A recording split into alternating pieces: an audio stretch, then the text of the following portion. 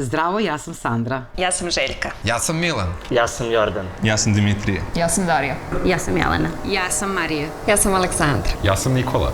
Ja sam Miloš. Ja sam Isidora. Ja sam Srđan. A ja sam Matija i mi smo Radnički glas. Neki od vas nas znaju kao podcast koji izveštava o sukobima na radnim mestima, neki drugi kao neke valjda levičare koji nešto rade sa sindikatima, a većina vas verovatno prvi put čuje za nas. Bilo kako bilo, dobrodošli u naš novi zimski specijal.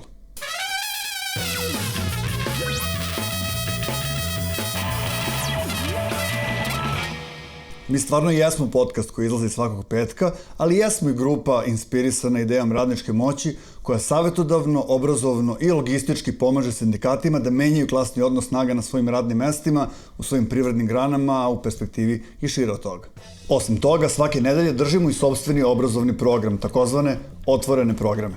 Kao što vam ime govori, pozvani ste da nam se na njima pridružite, samo se prvo prijavite na sajtu. Sav naš rad je besplatan i volonterski. Ako ste se kojim slučajem zapitali čime se bavila jedna grupa koja ne polaže puno na ulične mobilizacije, dok su u toku najmasovnije mobilizacije u istoriji ove zemlje, do kraja ove emisije ćete saznati, nadam se, i poželiti da nam se u tome pridružite.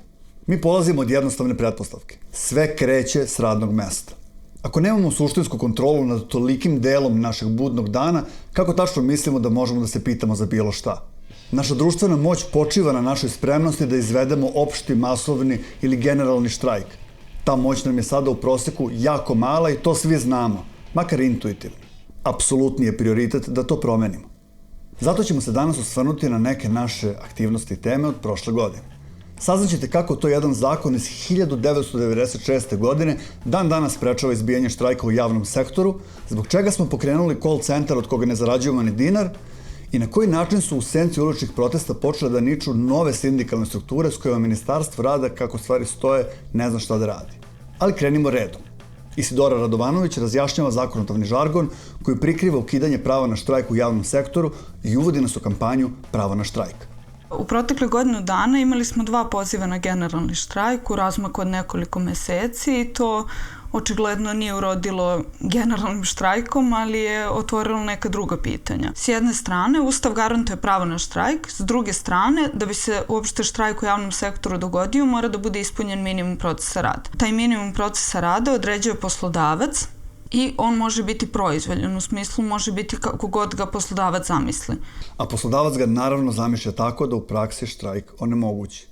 Država je važeći zakon o štrajku donela 1996. godine i to upravo iz pozicije poslodavca, da bi sprečila izbijanje štrajkova u takozvanim delatnostima od javnog značaja, u koje je potom spakovala praktično čitav javni sektor. Kao što kaže Sandra Kljajić-Ivremović iz Samostalnog sindikata predškolskog vaspitanja i obrazovanja Srbije, koja je uprkos jednom takvom pravilniku prošle godine organizovala prvi uspešan totalni štrajk u vrtićima na beogradskoj opštini Zvezdara. Imamo pravo na štrajk, a zapravo ga nemamo. Šta to znači? U pravilniku o minimumu procesa rada stoji prijem, nega i ishrana dece bez vaspitno-obrazovnog rada, što u prevodu znači zlostavljanje i zanemarivanje dece.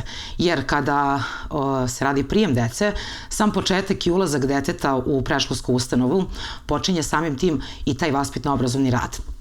Kada kažemo i detetu i dobar dan i dobrodošli, to se naravno smatra vaspitno-obrazovnim radom. Zakon dakle zgodno propisuje da zbog štrajka u vrtićima treba da trpe deca, a ne poslodavac.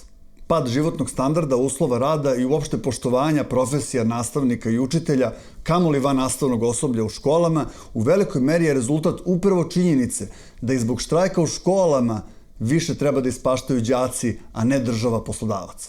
Katarina Šćepanović, članica glavnog odbora Foruma Beogradskih gimnazija i potpredsednica Foruma škola Srbije, objašnjava o čemu je reč. Minimum procesa rada u školama podrazumeva časove od 30 minuta, što suštinski ne narušava nastavu. Dakle, prosvetni radnici na taj način zapravo ne prave nikakav ozbiljan pritisak na Ministarstvo prosvete i na državu, i ti štrajkovi se zapravo pokazuju kao neefikasni. Ukoliko bi mi stupili u štrajk, bilo bi to da apsolutno nemamo nikakvu komunikaciju sa decom. Deca bi dolazila u vrtić, vaspitači bi sedeli, ćutali, ne bi se obraćali deci i naravno skupili bi sve igračke i ne bi dozvoljavali deci da se igraju. Nijedan vaspitač ne želi da zlostavlja i zanemaruje decu. Ideja o pokretanju inicijative pravo na štrajk je krenula potpuno organski, I ona se izrodila zapravo tokom obustave nastave koja je pokrenuta u januaru 2025. gde smo mi to svoje pravo koje nam po Ustavu nekako i pripada sami prigrabili ulaskom u obustavu i onda smo nekako shvatili da je to nešto što nam je preko potrebno za dalju sindikalnu borbu. Iako je uživala ogromnu društvenu podršku, obustava rada u školama je od starta bila manjinska i suštinski izolovana. Ubrzo je postalo jasno da su u ovom krugu borbe neće puno toga dobiti, ali da bar možemo da se stavimo u strateški bolju poziciju i spremimo za sledeći krug. Tako se rodila inicijativa za formiranje novog borbenog republičkog sindikata u prosveti, o čemu ćemo razgovarati malo kasnije u emisiji, ali i za okupljanje nekoliko sindikata iz različitih sektora i centrala oko kampanje Pravo na štrajk. Ko se sve skupio i sa kojim zahtevima, reći će nam Željka Oparnica. Pre svega Samostalni sindikat predškolskog vaspitanja i obrazovanja Srbije, ASNS Radio televizije Srbije, Forum beogradskih gimnazija i sindikat Solidarnost Pošta Srbije. Pomenuli smo pravilnike o minimumu procesa rada, međutim oni nisu jedina zakonska prepreka koja otežava organizovanje uspešnog štrajka. Kroz rad na terenu i u okviru kampanje utvrdili smo 3 ključna zahteva za izmenu zakona o štrajku. Prvi je bio produženje štrajka upozorenja na 24 sata u odnosu na uobičajenih 1 sat koji je po sadašnjem zakonu. Drugi je bio ukidanje delatnosti od javnog značaja i treći zahtev je bio jasno ograničavanje prava na štrajk samo za delatnosti od čijeg rada zavisi život i zdravlje ljudi. Plan je podrazumevao jednu aktivnost koja je svima vrlo dobro poznata, ali nije nešto posebno zanimljivo, odnosno skupljanje potpisa za narodnu inicijativu. Podrazumevao je još jedan element, a to je nešto što pokušavamo da popularizujemo među sindikatima sa kojima radimo, odnosno testove sindikalne strukture. Formalno, od kako je Skupština u maju odobrila raspisivanje naše inicijative, imali smo 3 meseca da skupimo 30.000 potpisa. Srđan Atanosovski obrazlaže drugi deo naše strategije. Ono što smo hteli da postignemo sa inicijativom kada su u pitanju aktivnosti sindikata na radnom mestu jeste da zapravo to skupljanje potpisa bude jedna vrsta testa strukture ovih sindikata koji će vidjeti zapravo koliko njihovih zaposlenih i na kraju krajeva i korisnika usluge želi da potpiše inicijativu za njihovo pravo na štrajk. I to je u situacijama kada smo mogli da organizujemo skupljanje potpisa na radnom mestu bilo zapravo dosta uspešno. Znači, podsjetio bih na primere Prve beogradske gimnazije, Filološke gimnazije, gde smo stvarno imali veliki odziv i zaposlenih, ali što je bilo jako zanimljivo i maturanata, odnosno učenika koji su podržali svoje nastavnike u ovoj inicijativi. Međutim, upravo smo na ovim radnim mestima i naišli na najveće probleme. Kampanja je išla i dobro i loše. Kad kažem dobro, mislim na činjenicu da je odziv bio veliki. Dakle, tada kada smo prikupljali potpise, u školama smo to uglavnom radili i dolazili su i đaci i roditelji i kolege, pošto su oni najviše zainteresovani da se pravo na štrajk zapravo ozakoni. A s druge strane imali smo mnoštvo prepreka administrativne prirode, dakle nisu direktori svih škola bili voljni da nam ustupe vreme i prostor za kampanju i imali smo prepreku u vidu notara, odnosno opštinskih overivača potpisa. U principu negde poslodavci su ti koji nisu gledali to na blagonaklono i nisu zapravo dozvolili da overivači dođu u objekte. Da, ja se samo sećam da je recimo neverovatno su bili, da kažem, predusretljivi u opštini Savski Venac, što nas iznenadilo.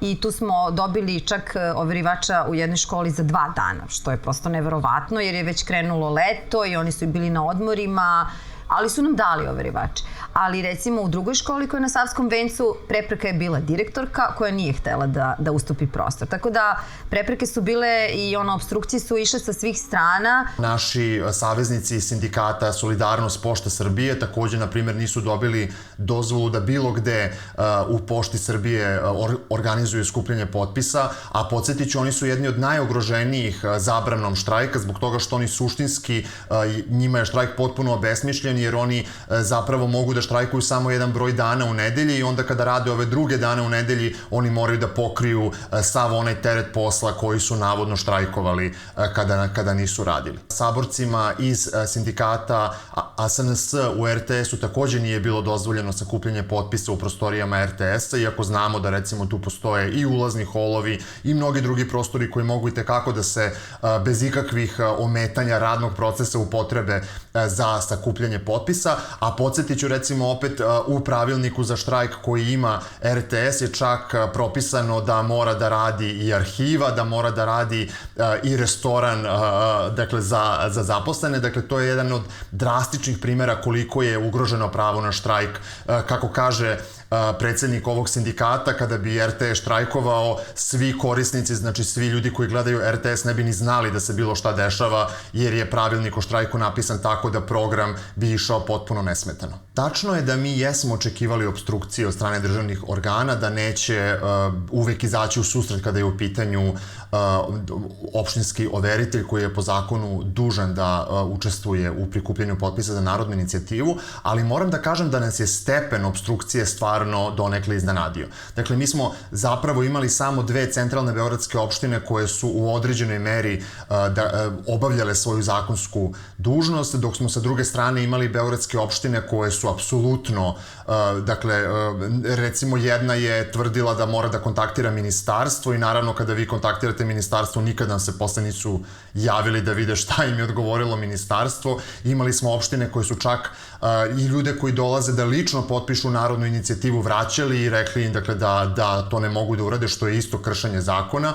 Imali smo situacije van Beograda, dakle, recimo novi sindikati na fakultetima u Novom Sadu su pokušali, dakle, da se priključujući se inicijativi organizuju skupljanje potpisa i u Novom Sadu i u određenim opštinama u Vojvodini. To je bilo potpuno izignorisano, dakle, nisu dobili nikakve odgovore i nisu dobili overivače za potpisivanje. Sindikat predškolstva na Zvezdari se početkom aprila pozvao na pomenjano zlostavljanje i zanemarivanje dece u slučaju kada bi se štrajk organizovao u skladu sa pravilnikom o minimumu procesa rada na njihovoj opštini i smelo ušao u jednodnevnu totalnu obustavu rada. To je prvi štrajk predškolskih ustanova posle, ja mislim, više decenija, 30 godina, tako da je to su bile neke dvostruke, prosto 2 strane te kampanje, jer nam je bilo pre svega bitno da se aktiviraju ljudi na koje se ove zakoni i na koje se ove planirane promene zakona i odnose. Zahtevi za štrajk su bili pre svega pravilnik o minimumu procesa rada da se izmeni i prijem u stalni radni odnos. Obzirom da u predškolskoj ustanovi Zvezdara ima 1041 zaposleni, od toga 747 je u stalnom radnom odnosu, ostali ljudi nemaju ugovor za stalno. I oni čekaju dosta dugo godina, preko 5, 6, 7, 8, 9 i 10 godina. Čak i prošle godine jedan zaposleni je otišao i u penziju i dalje je bio na ugovoru na određeno, jer smatramo da zaista svi treba da dobiju taj ugovor, da sebi obezbede egzistenciju. Prosto koleginice žele da planiraju porodicu, ne mogu, jer i dalje čekaju taj ugovor. Ne mogu da reše svoje stambeno pitanje upravo zato što nemaju ugovor za stalno. Ono što smo dobili zapravo jeste zaključak komisije za prijem u stalni radni odnos, tako da očekujemo uskoro i konkurs koji će biti raspisan u predškolskoj ustanovi Zvezdara i gde će određeni broj zaposlenih koji rade godinama na ugovoru na određeno dobiti konačno posao za stalno. Naravno, postavlja se pitanje šta dalje i ono što mogu da kažem jeste da je naš plan da u toku januara 2026. godine izađemo sa jednim saopštenjem za javnost i sa porukom, dakle sa pismom svim poslanicima parlamenta, dakle Narodne skupštine Srbije, gde ćemo zapravo izložiti sve ove probleme sa kojima smo se suočili, izložili koji su bili uspesi u skupljanju inicijative i obratiti se narodnim poslanicima da zapravo usvoje ovaj predlog izmena zakona na način na koji su ga sindikati formulisali. Moram da kažem da je ceo postupak narodne inicijative zapravo menja samo jednog narodnog poslanika, jer bilo koji narodni poslanik suštinski može da podnese u skupštinsku proceduru predlog izmena zakona, tako da ćemo mi uputiti apel narodnim poslanicima da sada preuzmu na sebe ovu odgovornost i da naše predloge izmena zakona o štrajku uključe u skupštinsku proceduru. Činjenica je da je 2025. 2005. godina sa ili bez naše inicijative reaktualizovala pitanje zakona o štrajku i ko ima pravo na štrajk i kome je ono zapravo oduzeto. Biće vrlo važno da u narednom periodu, kada će se sigurno pokrenuti proces ili izmena postojećeg zakona o štrajku ili donošenja novog zakona o štrajku ili pak donošenja novog zakona o radu koji će uključiti odredbe zakona o štrajku, sindikati budu spremni da odgovore na napade države i poslodavca da čak i ova postojeća zakonska rešenja budu ograničena i da pravo umesto da bude prošireno bude zapravo još i umanjeno. Mi imamo konkretna rešenja iz evropskih država gde je pravo na štrajk čak i više ugroženo nego u Srbiji. Imamo konkretna rešenja koje recimo ograničavaju mogućnost samog sindikata kada je registrovan da raspiše štrajk, tako da je vrlo važno da u ovom procesu, kada će sigurno dolaziti do promena zakonskih rešenja koje se tiču štrajka, sindikati budu dobro organizovani, dakle od radnog mesta pa naviše, kako bi se izborili da sve izmene zakona o štrajku i pravnih propisa koje se tiču štrajka budu u korist zaposlenih, a ne na njihovu štetu. Naš predlog izmena zakona o štrajku pronaći ćete na našem sajtu radničkiglas.org kroz pravo na štrajk, a detaljnije o rezultatima štrajka zvezdarskih vrtića i izborenim ugovorima za gotovo 1200 radnika slušajte u našoj emisiji od 21. novembra.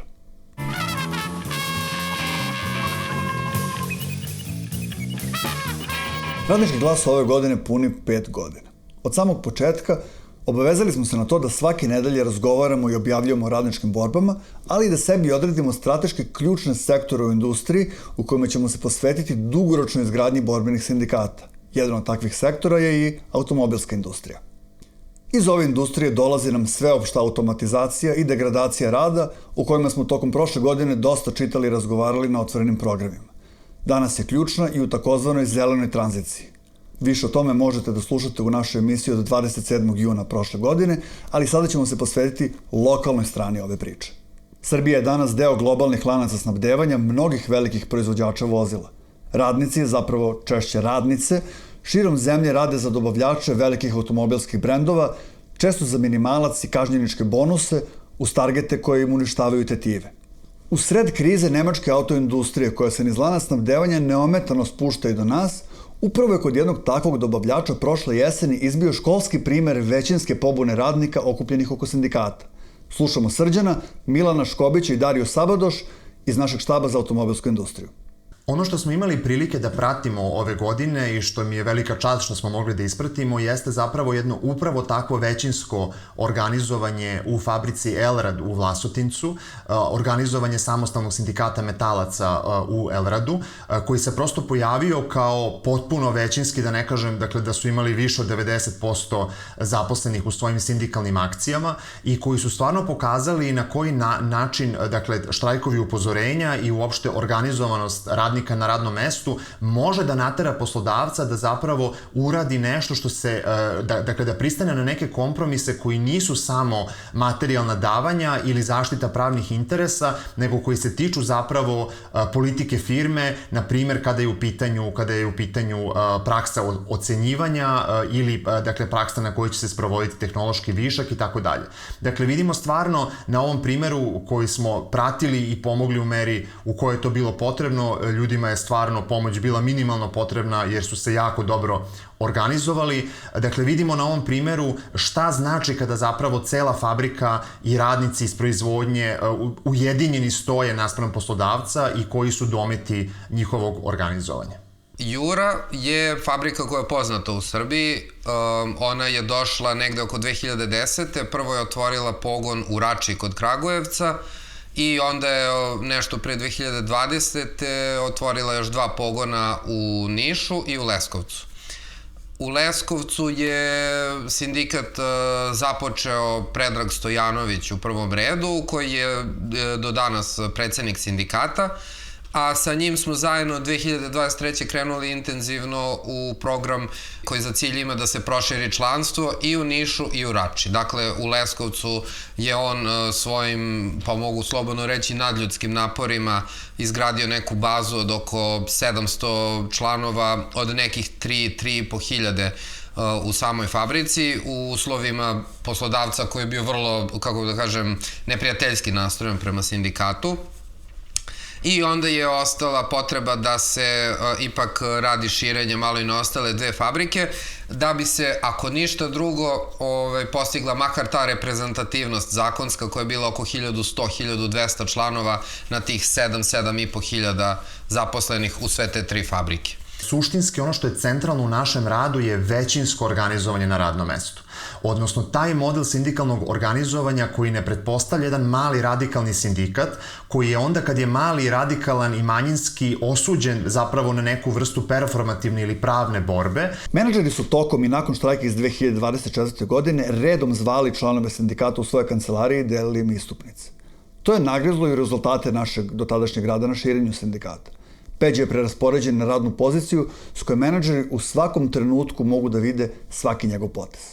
U Juri zapravo vlada situacija takva koja je česta za generalnu industriju, da ne možete baš da se šećkate van svog radnog mesta, odnosno ne možete da ostvarujete bolji kontakt sa ljudima koji su se učlanili u vaš sindikat, odnosno potpisali su neku pristupnicu, a vi sada efektivno ne znate kakvi su im uslovi na konkretno njihovom radnom mestu ako vam je onemogućeno da se krećete po fabrici.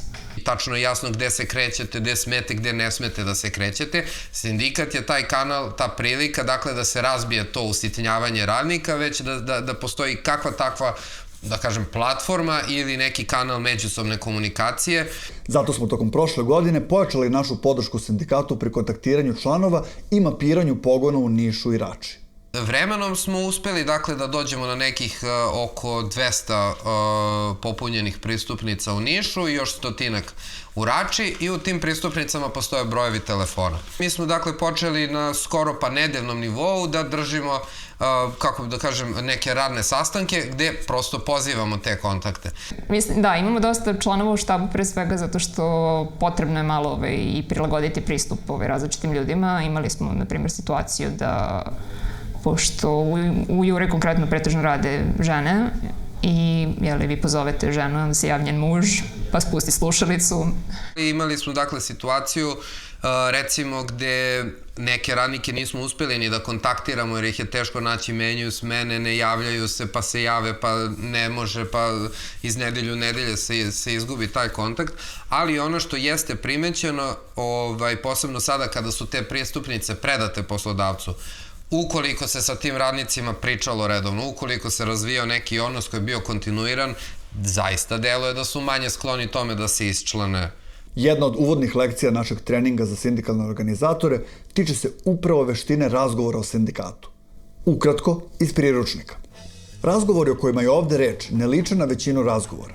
Naime, često kada vodimo razgovore koji se tiču sindikata, upadamo u klopku vođenja rasprave u kojoj sagovornika pokušavamo da ubedimo snagom argumenta, koji ume da završi u nekoj vrsti nadgornjavanja.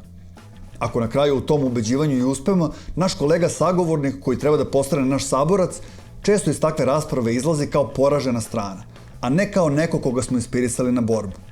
Sindikalni razgovori nasuprot tome treba više da liče na razgovore između članova porodice. Razgovori u kojima se polazi od zajedničkih interesa i od zajedničkog iskustva sukoba s poslodavcem, u kojima se traga za odgovorima na probleme koje delimo. Ti ipak sada imaš zapravo neke kolege koje si kroz ono sindikalna ili druženje ili aktivnosti ili međusobno povezivanje možeš lično da kontaktiraš, da prođeš, hej, jel to je istina? I zaista par puta, dakle, se ispostavlja da taj neki nadzornici i srednji menadžment dopuštaju sebi da malo, da kažem, preuveličavaju ili čak i izmišljaju te neke stvari kako bi, dakle, pojačavale onaj strah među radnicima od gašenja fabrike, gašenja pogona, kako bi svi u tom smislu bili kao u onom fazonu ćuti, može i gore, ili ćuti, ako se pobunimo možda će se pokupiti i otići. Znači ta stara sad već ucena, barem 40-50 godina koju kapital ima, da on uvek može da povuče svoje prisustvo, da ostavi ljude bez posla i da ih time zapravo da ugrozi njihovu egzistenciju. Ono što jeste neki problem o kome treba nadalje da razmišljamo jeste kako da naša podrška u ovom vidu organizovanja ovih tih, da kažem, call centara ili kako god, ne stoji na putu drugog jako bitnog, zaista i temeljnog principa, to je da se sami radnici međusobno organizuju i međusobno komuniciraju, tako da to je nešto što nam ostaje za 2026. godinu. Tokom 2025. štab za autoindustriju proširili smo i na samostalni sindikat metalaca u kragujevačkoj fabrici Yanfeng Interior. U pitanju je kineski proizvođač raznih komponenti za vozila. Sindikat se trenutno nalazi u pripremnoj fazi za stupanje u pregovore za novi kolektivni ugovor. Trenutno ono na čemu radimo u prvom koraku jeste u saradnji sa tim sindikatom na razvijanju jednog upitnika koji bi idealno i sami članovi sindikata sprovodili na radnom mestu među svojim kolegama, što odgovara na onaj problem o kome sam ranije pričao, kako da ne blokiramo taj proces samoorganizovanja, dakle gde smo mi podrška, ali ne zamena za organizovanje.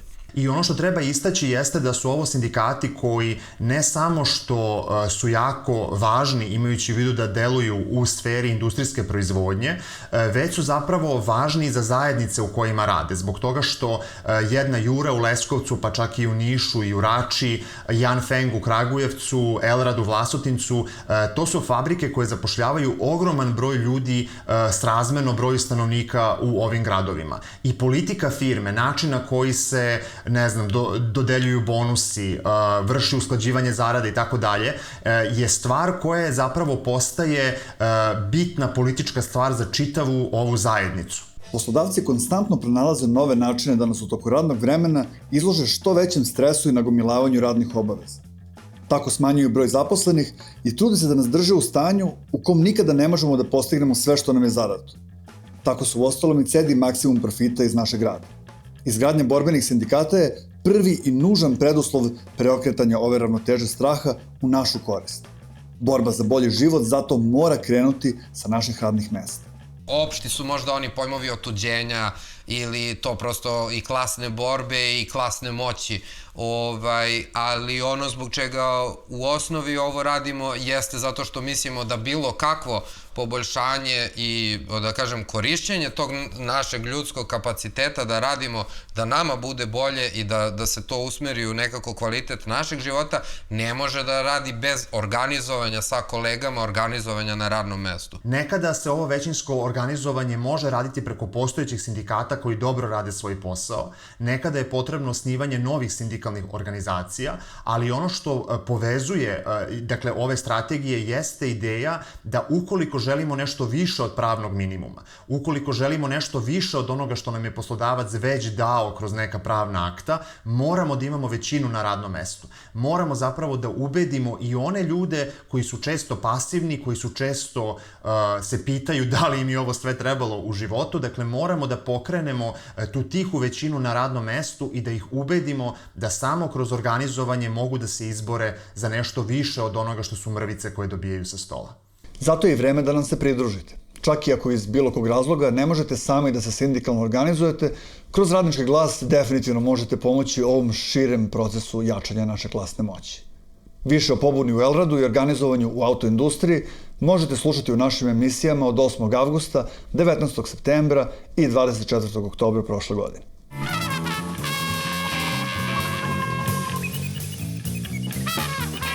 Prva polovina 25. prošla je u znaku štrajka i onoga što je potom postalo poznato kao totalna obustava rada u školama.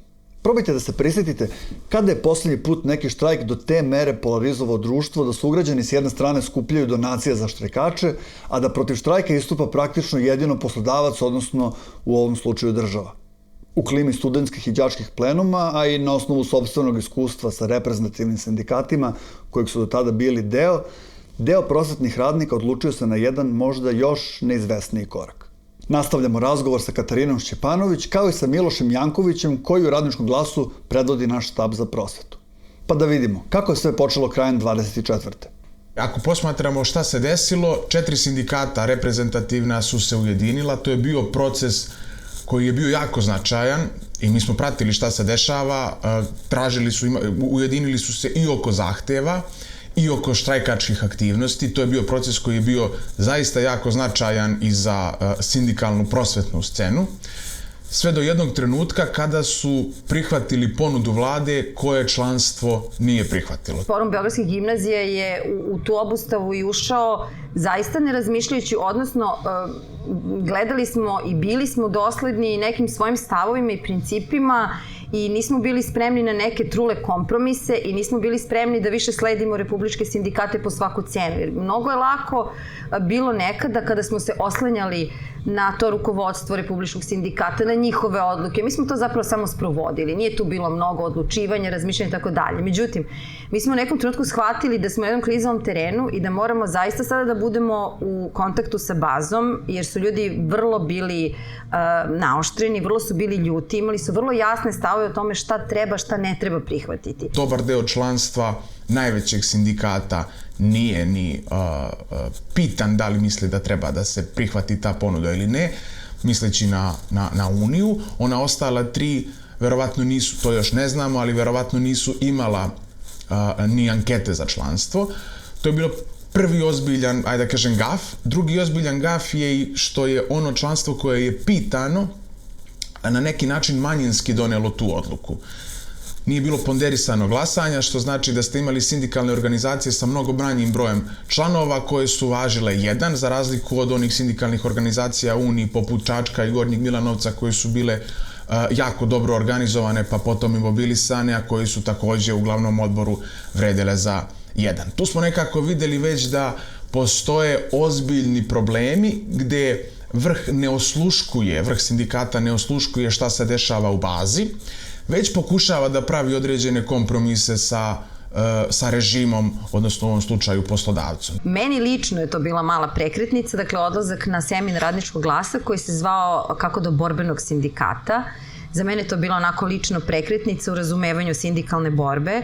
Ja sam do tada isto, pošto sam kratko vreme bila, da kažem, predsjednik sindikata školskog, ja sam se isto nekako oslanjala na predsjednika foruma, oslanjali smo se na reprezentativne sindikate, sprovodili smo njihove odluke, ali je meni to, uvek mi je nekako to bilo da nije to, onako, kao da nije to pravi sindikat i da to tako ne treba da izgleda. I onda na tom seminaru gde sam stvarno imala tu sreću da upoznam i ljudi iz Radničkog glasa i ljudi iz sindikata sa kojima Radnički glas sarađuje, onda sam zaista videla kako izgleda prava sindikalna borba u fabrikama, u institutima.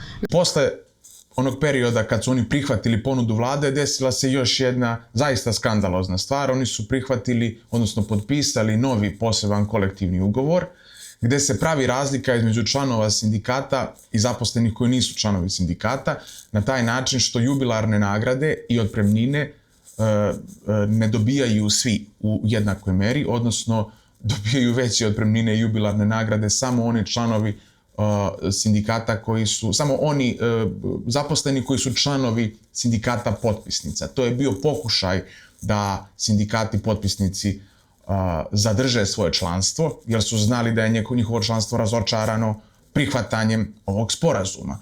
Međutim, to je izazvalo još veći bes kod članova koji sad pokušavaju da se dovijaju, jedni uprkos tome što će ostati bez dela naknada, izlaze iz tih sindikata, drugi ostaju do trenutka kada će primiti te nagrade, a potom će izaći, ali kažem, to je ono što su reprezentativni sindikati uradili, a što je bilo zaista prekoračenje svake crvene linije kada ste pokušali, dakle, da zadržite svoje članstvo tako što ćete ih novčano uceniti. To radi poslodavac, a ne sindikat. Kako smo ušli u stalni proces anketiranja, bilo je vrlo jasno da moramo da izađemo iz reprezentativnog sindikata i da dalje nastavimo svojim putem, koliko god on bio onako nepredvidiv, klizav i ostalo, i to nas je odvelo u forum škola, odnosno u formiranje FŠS, odnosno Foruma škola Srbije.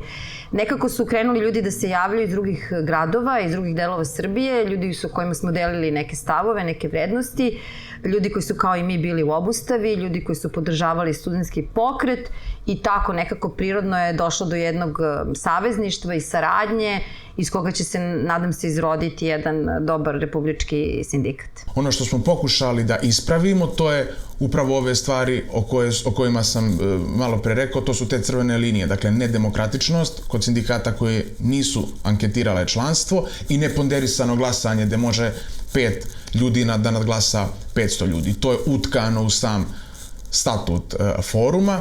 Forum škola Srbije zapravo podstiče sindikalne organizacije na lokalu da se udružuju i da onda tako sa tim jakim lokalima možemo da nastupamo dalje. To je jedan potpuno demokratski sindikat gde bi u stvari članstvo, odnosno baza u svakom trenutku, na primjer, pregovora imala kontakt sa pregovaračima. Ti pregovarači bi bili smenjivi, oni bi bili odgovorni bazi i baza bi bila ta koja odlučuje, a oni bi bili tu samo da predstave mišljenje i stavove baze. Čini mi se da je to prepoznalo i Ministarstvo rada i evo već mesecima ne odobrava registraciju sindikata, vraća tu registraciju na besmislene dopune. To su zaista neke vrste formalnosti gde vidite da je cilj ministarstva da se odugovlači sa registracijom. Tako da je sada nekako neko zatišje, čini mi se, ali istovremeno i svima nama jasno da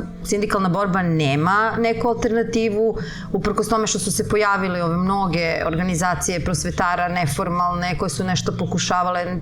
To se nekako završilo samo na aktivizmu koji lagano opet mora da ustupi mesto nekoj ozbiljnoj organizaciji. To se sad nekako prosto vidi. Ali ono što je dobra stvar, što su brojni prosvetni radnici prepoznali forum kao nešto što može da počiva, iako je za sad mali, iako se tek gradi, iako treba naučiti sve veštine sindikalnog organizovanja manje više od nule, kao neku priču koja može da preraste u borbeni sindikat u prosveti, tako da postoje već organizacije širom Srbije, odnosno škole širom Srbije koje su osnovale svoje sindikate i koje samo čekaju registraciju da se učlane u novo osnovani forum škola Srbije.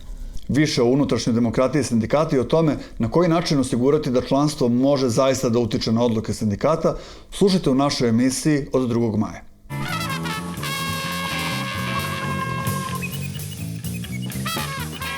Prošlog januara je u Kulturnom centru Magacin održana osnivačka skupština Udruženja kostimografa i stručnih saradnika Srbije. Saradnju sa njima započeli smo nekoliko meseci ranije.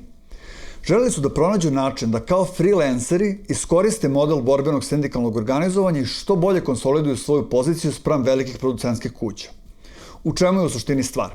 Kako bi izbjegle veće poreze na ugovore o delu, produkcije kostimografe uglavnom angažuju preko njihovih preduzetničkih agencija. Svedeni na status pojedinca preduzetnika, odnosno u njihovom slučaju češće preduzetnica, pregovaračka moć im je slaba, radni uslovi često veoma loši, a negde usput su izgubili status koautora filmskih dela, pa ne ubiraju ni prihoda od tantijema koji bi trebalo da im pripadaju. Razgovarali smo sa Marijom Milekić, članicom upravnog odbora Udruženja kostimografa, a potom i Radničkog glasa. Nekako je sve mnogo više krenulo od tih honorara i od toga što je u jednom trenutku Sneža shvatila, kao jer su joj rekli ne možete da pregovarate zato što nemate udruženje i zato što, eto, boli nas uvo što vi niste ujedinjeni, što nemate svoje kao neke minimalne cene u kojima za koje radite i o kojima mi možemo da pričamo. Pa je nekako odatle krenula inicijativa i ljudi, ajde stvarno da pokušamo da se dogovorimo oko nečega i onda je suštinski krenulo sve od honorara, a na to propratno je onda bilo uslovi rada, zašto kao i dalje moramo da pregovaramo o tome što nemamo mašinu da operemo veš ili što moramo da radimo za dane koji su nam slobodni. Kako nisu angažovani po ugovoru o radu, kostimografi formalno nemaju prava da se sindikalno organizuju. Međutim, možda ćete primetiti nit koja se provlači kroz sve ove priče. Nismo dužni da se držimo formalnosti, posebno ne onda kada nam ih nameću država i poslodavci. Pa mislim da je nekako Radnički glas razlog što smo mi krenuli u tu stranu kao sveobuhvatnog organizovanja svih kolega koje možemo da sakupimo. Negde je i u početku bila inicijativa da nas se prikupi što više jer smo svesni toga da ako ne budemo bili ujedinjeni nećemo postići ništa i da kao samo jedna osoba nekada može da nam sruši sve što pokušavamo da gradimo.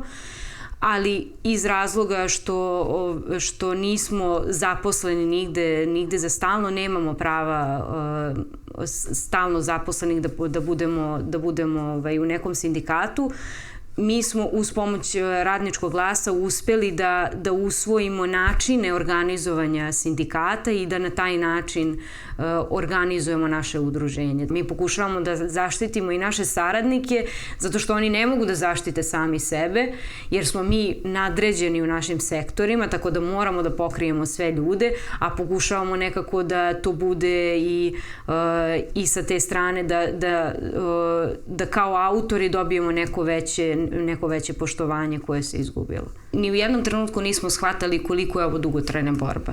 Mi smo mislili mi ćemo sad da se okupimo i mi ćemo za godinu dana da završimo sve probleme koje imamo.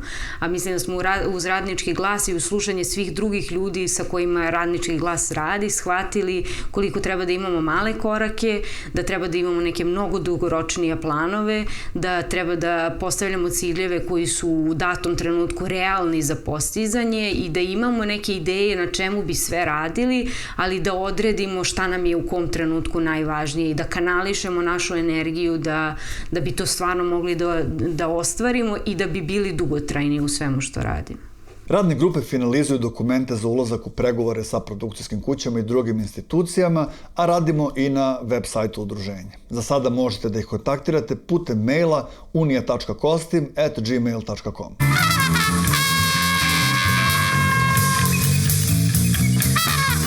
Pregled ključnih momenta u našem terenskom radu završavamo na novom starom omiljenom mestu srpske politike, na fakultetu.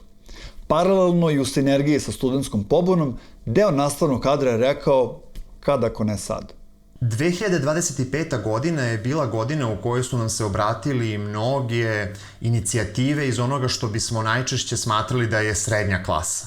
Znači, organizovanje na fakultetima, organizovanje u kulturi i tako dalje.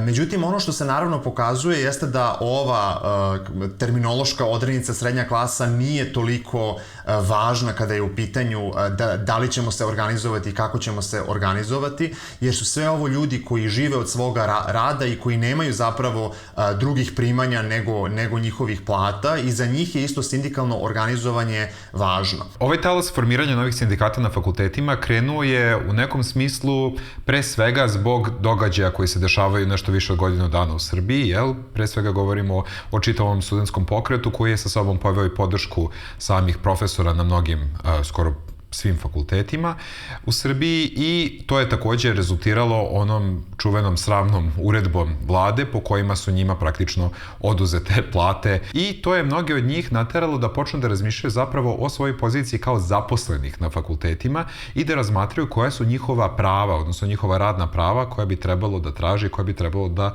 ostvaruju.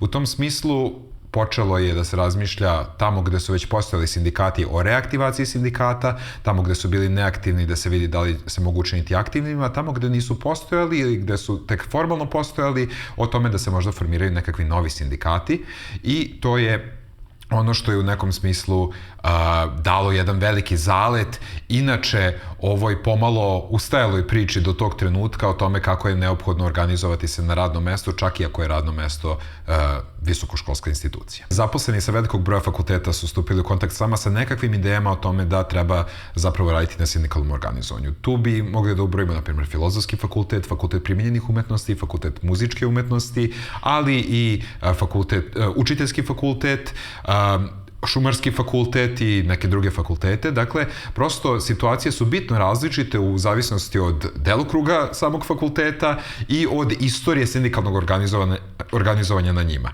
Negde su uspešno organizovani novi sindikati, negde su oživljeni stari, negde se još uvek radi na formiranju nekakve nove sindikalne strukture koja će moći efektnije da zaštiti prava svojih zaposlenih. Na primjer, u slučaju Filozofskog fakulteta, već postojeći fakultetski sindikat je aktiviran i za njega su se ponovo založili ljudi koji su sada mnogo spremniji da učestvuju u sindikalnim aktivnostima. Novi sindikati su formirani, na primjer, na Fakultetu primenjenih umetnosti i Fakultetu muzičke umetnosti. Oni su od skora i dobili svoje registracije, što me dovodi do zapravo glavne teme, a to je da mnogi od ovih novoosnovanih sindikata još uvek čekaju proces registracije. Ja sam sada spomenuo nekoliko fakulteta na Univerzitetu u Beogradu, međutim, taj pokret za sindikalno organizovanje u visokoškolskim institucijama postoji i, na primjer, u Novom Sadu, gde se pokazalo da se zapravo mnogo duže čeka na registracije.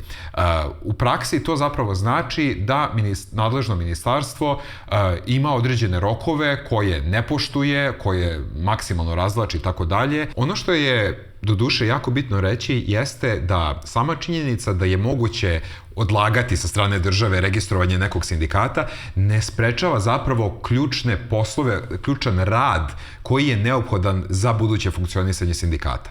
I to znači da ništa ne sprečava ljude da aktivno mapiraju svoja radna mesta, da pričaju sa svojim kolegama, da razmatraju glavne probleme koji postoje na njihovom radnom mestu, da razvijaju u suštini određene strategije koje bi bili spremni da sprovedu u trenutku kada zapravo sve postane pravno pokriveno. To je nešto što prosto ne zahteva nikakav vid pravne regulacije i ono što predstavlja bitan preduslov za svako efikasno vođenje sindikata. Upravo taj rad jeste ono što zaposleni na svim ovim visokoškolskim institucijama već rade i već mogu da rade i to je jako ohrabrujuće u trenutku kada, kažem, čekamo da se dobiju te registracije. Međutim, ono što je takođe bitno istaći jeste da kada posmatramo ove sektore kulture, sektore visokog obrazovanja, iako mi najčešće razmišljamo o njima kao visoko profesionalnim sektorima, kada razmišljamo iz perspektive većinskog sindikalnog organizovanja i onoga što bismo nazvali industrijsko sindikalno organizovanje, zapravo dolazimo do zaključka da u ove sindikate ulazi i ogroman deo, tehničkog osoblja, van nastavnog osoblja, ako su to fakulteti, koji zapravo uopšte nisu srednja klasa ni po jednom kriterijumu i za koje je sindikalno organizovanje jako važno. A ako je važno i vama, u toku su prijave za naš 3. godišnji seminar. Ovog februara bavimo se aktualnom temom izgradnje koalicija između sindikata i drugih društvenih aktera. U petak 6. februara u Kulturnom centru Beograda održat ćemo javnu diskusiju gde ćemo pokriti neke od borbi o kojima smo danas pričali. Sutradan ćemo u KC Magazin održati i zatvoreni deo seminara. Učešće je besplatno, ali su prijave, kao i u slučaju otvorenih programa, obavezne. Ceo program i formular za prijavu pronaći ćete na našem sajtu. Prijave se zatvaraju 26. januara.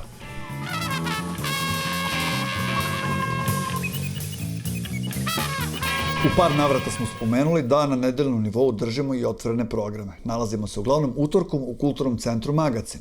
Otvoreni programi su prilika da kroz razgovor, čitanje i radionicu produbimo razumevanje uslova u kojima delujemo.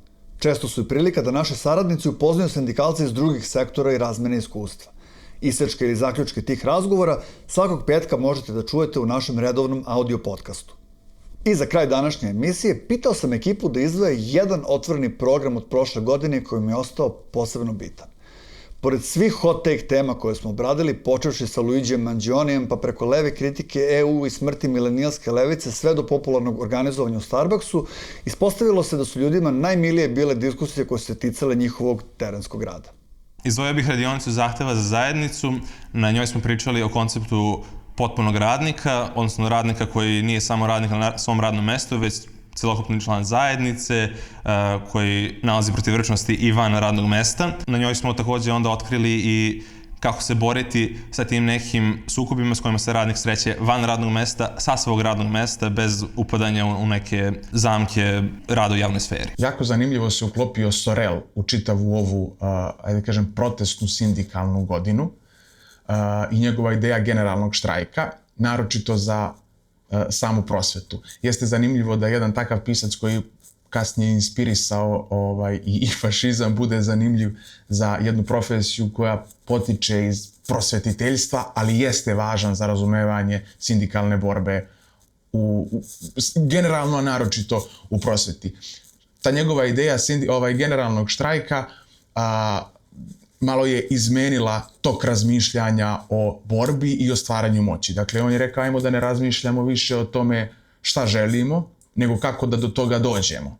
I taj štrajk jeste bio motiv, taj štrajk jeste bio model organizovanja, ta ideja generalnog štrajka koji nam dozvoljava da širimo i naše ideje, i naše zahteve, i naše vizije. Dakle, što smo bliži tom generalnom štrajku, to imamo više moći, pa i naši zahtevi i naše vizije mogu da budu slobodnije, žešće i progresivnije. Sad, zašto mi se čini da je to važno naročito za pravljenje jednog novog sindikata u prosveti? Zato što se često dešava da ispravne ideje, ono što ljudi u sindikatu vide kao ispravno, kao nešto što mora da se dosledno vodi do kraja, ne budu praćene pozadinskom moći. Dakle, ne razmišljamo o tome da li imamo kapacitet da izvedemo štrajk, nego razmišljamo da moramo po svaku cenu izdržati u nečemu što smatramo ispravnim. Naravno, ne mislim da ne treba izdržati, ali je važno u isto vreme graditi kapacitet za generalni štrajk, ili šorelovski rečeno, ili pun štrajk u prosveti. Onog trenutka kada to izgradimo, mi onda možemo tražiti šta god hoćemo, a da bismo to izgradili moramo znati da oslušnemo, da razgovaramo sa svim kolegama sa kojima se i ne slažemo. Dakle, tu je sad umeće sindikalnog rada, na koji način videti gde se svi preklapamo, šta je ono na čemu svi počivamo, i to je moment kada možemo izgraditi i kadrovsku i organizacijnu politiku za štrajk koji će gotovo izvesno voditi pobedi. Od otvorenih programa meni su ubedljivo najzanimljiviji forumi koje mi organizujemo i možda bih istakla meni posebno drag, zapravo je forum o lancima snabdevanja, zato što dosta aktivno i dosta intenzivno radimo sa radnicima u industriji i mislim da je razumevanje samih lanaca snabdevanja i kako to funkcioniše u globalnom aspektu, onda i u lokalnom, jako bitno za prenošenje našeg znanja sindikatima sa kojima radimo. Često se dešava da neki štrajk u lancu snabdevanja poput našeg štrajka u Juri ni ne dođe do nekog vrhovnog poslodavca, ali ono što je još gore ne dođe i do nekih drugih snabdevača, tako da je ideja organizovanja u lancu snabdevanja zapravo ojačavanje celog tog lanca, ojačavanje radnika u svakoj fabrici i ideja da se da je svako radno mesto bitno i da je svaka fabrika bitna i da prekidanje tog lanca snabdevanja zapravo ugrožava najviše poslodavca. Da ne otkrivamo toplu vodu, mislim, očigledno je neophodno, s obzirom da su i sami lanci snabdevanja transnacionalni, da je kapital u velikoj meri globalizovan ili vrlo u nekim specifičnim odnosima sa nacionalnim državama i tu ima, kako bih rekao, i stratešku i taktičku prednost ako sindikati samo ostanu bazirani na svom radnom mestu, neposrednom. Ono što je specifično i što je možda problem za, recimo, radnike u Juri, u Yanfengu, u mnogim tim kompanijama koje su strani investitori doneli u Srbiju u proteklih 20-25 godina, jeste znači što su oni duplo zavisni. Oni su dakle zavisni i od svojih korporativnih sedišta koji se nalaze u Nemačkoj, u Kini, u SAD-u, u Britaniji i tako dalje,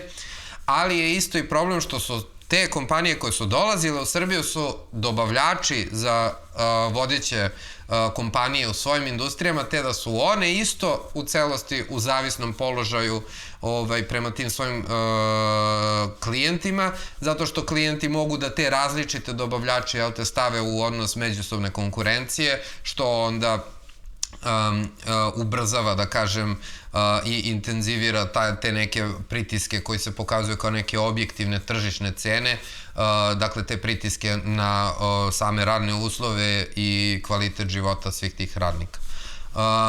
Usled toga, dakle, počeli smo da pričamo o tome šta raditi sa time, u vezi sa nekim možda ovako praktičnim koracima počeli smo polako da pomažemo da se rađa jedna trajnija veza između sindikata Jure u Srbiji i sindikata Kije u Slovačkoj, kako bismo zajedno sa njima možda mogli da identifikujemo neke prostore gde bi mogli međusobno da se podržavaju ili makar razmena nekih informacija koja bi ih učinila otpornijim na različite moguće manipulacije i pretnje koje različiti ti menadžmenti mogu da vrše kako bi zastrašili i pasivizirali radništvo. neke stvari poput toga koliko su stabilne te porudžbine, šta se tu može očekivati, da li je taj odnos možda zasnovan na tome da klijent u nekoj meri možda i ulaže u tog svog dobavljača, pa da je prema tome nije ni tom klijentu tako lako da ga zameni. To su sve neke stvari koje želimo da otkrijemo i koje je neophodno da radimo i da time gradimo neke osnove za organizovanje duž tih lanaca snabdevanja. Naravno, tu je i jezička barijera.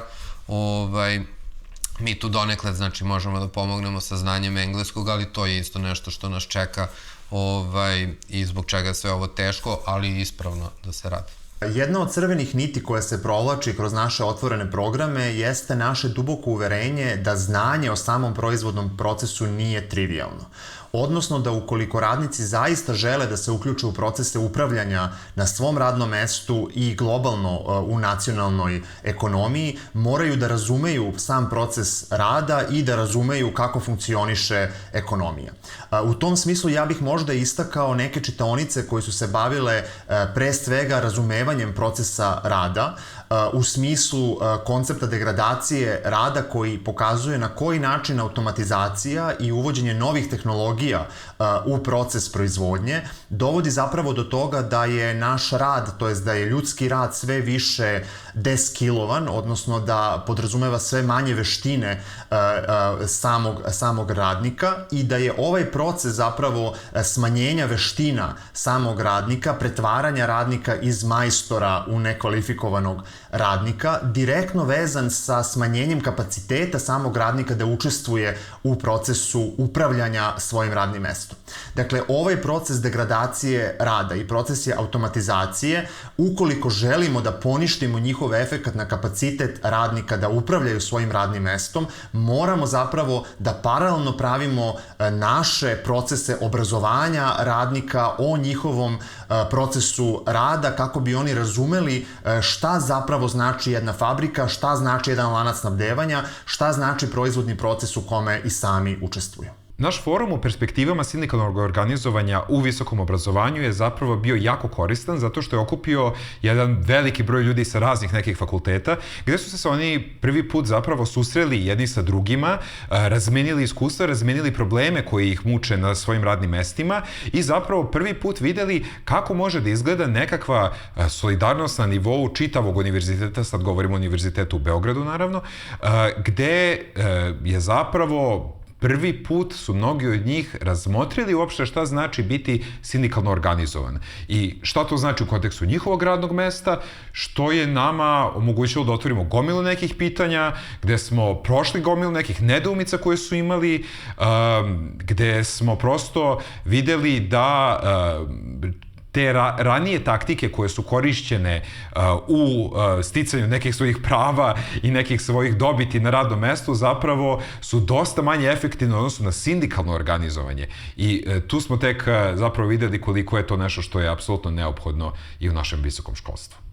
Ove godine započeli smo i studiranje knjige o kapitalizmu američkog ekonomiste pakistanskog porekla Anvara Shaikha. Reč je o jednom obimnom delu koje zapravo razmatra mnoge aspekte ekonomije i na neki način postaje kapital za 21. vek i koje se zapravo pozicionira, kako sam Shaikh kaže, kao klasična politička ekonomija. Dakle, ukoliko imamo taj stari sukob između neoklasične političke ekonomije sa jedne strane i ove kenzijanske, dakle levo-liberalne političke ekonomije, Shaikh zapravo želi da se vrati korenima političke ekonomije kojoj zapravo pripada i sam Marks, ali i autori njegovog doba kao što je Adam Smith i da zapravo se odupre nekim dogmama kenzijanizma koje su u suštini kroz 20. vek služile tome da se relativizira značaj organizovanja na radnom mestu i da se fokus našeg organizovanja na levici prebaci zapravo na pritisak direktno na državu i na njene instrumente. I možda je tu najzanimljivija njegova kritika teorije monopolističkog kapitalizma. Dakle, teorije monopolističkog kapitalizma su postale neka vrsta opšteg mesta kada se kritikuje neoklasična ekonomija, dakle kažemo tržište ne radi zato što postoje monopoli i tako dalje. Štrajk zapravo pokazuje da je udeo monopola i značaj monopola mnogo manji nego što ove teorije govore i da ukoliko želimo da utičemo na ekonomiju, mesto gde udaramo i dalje nije država i njena mogućnost da stvara i razara monopole, već da je to zapravo kapital i kapitalisti koji dalje i tekako kontrolišu proizvodnju, ali koji su opet takođe uslovljeni turbulentnim zakonitostima tržišnog kapitalizma. Toliko za ovo javljanje. Ne zaboravite da se prijavite za naš seminar 6. i 7. februara. Ako želite da nas finansijski podržite, možete nas pronaći na platformi Patreon ili otići na naš sajt i kupiti neku od naših majica. Ako želite da na svom radnom mestu napravite borbeni sindikat ili da nekom sindikatu pomognete u tom procesu, pridružite nam se. Sve kontakte i linkove ostavit ćemo u opisu ove epizode. Slušamo se ponovo u redovnom izdanju sledećeg petka.